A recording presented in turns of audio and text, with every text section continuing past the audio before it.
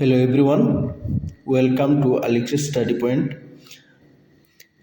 আজকে আমাদের টপিক হলো ইম্পর্টেন্ট সেইংস, অর্থাৎ কে কোন বাক্যটি বলেছিল ভারতের স্বাধীনতা সংগ্রামের সময়ে বা আগে পিছে ভারতের মধ্যে বড় বড় মহাপুরুষগণ যে কথাগুলো বলেছেন এই কথাগুলোকে ইম্পর্টেন্ট সেইংস বলা হয়।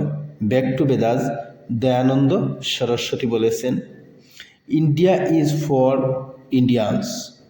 এটিও দয়ানন্দ সরস্বতী এটির স্লোগান। নেক্সট হলো ধর্মচক্র পরমানন্ত, এটা কে বলেছেন? মহাত্মা বুদ্ধা। দিল্লি চলো এই স্লোগানটি কে দিয়েছেন? দিল্লি চলো এর স্লোগানটি দিয়েছেন সুভাষচন্দ্র বসু, যিনি আজাদ হিন্দ ফৌজ গঠন করেছেন। Quit India movement, quit India slogan কে দিয়েছেন? ইউসুফ মারালে। তারপরে হলো ডু ওর ডাই, এই স্লোগানটি কে দিয়েছেন? এই স্লোগানটি দিয়েছেন মহাত্মা গান্ধী, যিনি অসহযোগ আন্দোলন যিনি ভারত ছাড়ো আন্দোলনের সময় এই স্লোগানটি দিয়েছেন Mahatma Gandhi. Do or die কে দিয়েছেন? Mahatma Gandhi. Give me blood and I will give you freedom. আমাকে রক্ত দাও, আমি তোমাদেরকে স্বাধীনতা দিব। এই স্লোগানটি কে দিচ্ছিলেন? Subhash Chandra Bose. Next important slogan যেগুলো আমি এখান থেকে আলোচনা করছি, সারে জাহাঁ সে আচ্ছা হিন্দুস্তান হামারা, এই স্লোগানটি কে দিচ্ছেন? এই স্লোগানটি দিচ্ছেন আল্লামা ইকবাল। বন্দে মাতরম, এই স্লোগানটি কে দিয়েছেন? এই স্লোগানটি দিয়েছেন বঙ্কিমচন্দ্র চট্টোপাধ্যায় বা বঙ্কিমচন্দ্র চ্যাটার্জি। জনগণ মন অধিনায়ক জয় হে, এই স্লোগানটি কে দিয়েছেন? জনগণ মন অধিনায়ক জয় হে, এই স্লোগানটি দিয়েছেন Rabindranath Thakur. R means Rabindra and means Nath, Rabindranath Thakur. Next হলো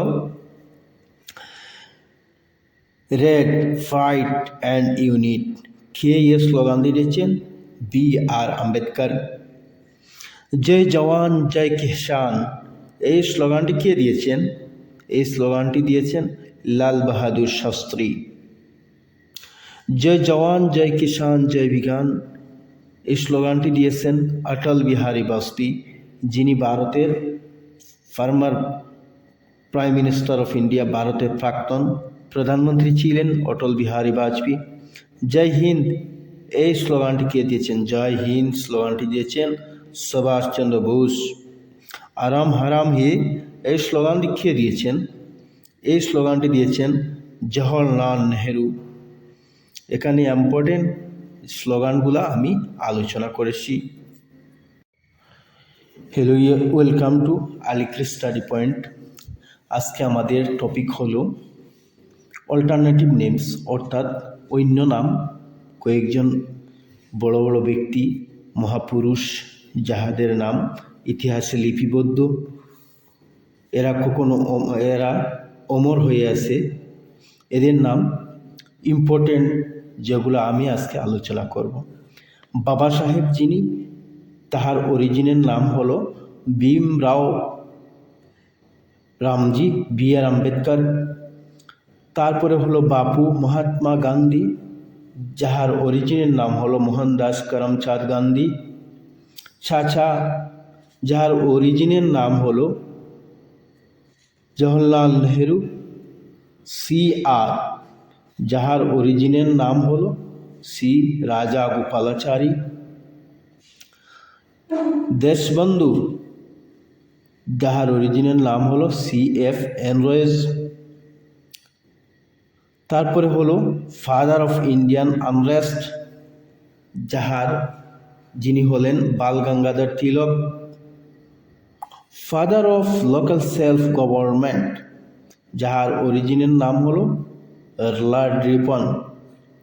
ফাদার অফ দ্য নেশন, জাতির জনক কাকে বলা হয়? মহাত্মা গান্ধী। ফ্রন্টিয়ার গান্ধী কাকে বলা হয়? অর্থাৎ সীমান্ত গান্ধী। খান আব্দুল গাফর খান।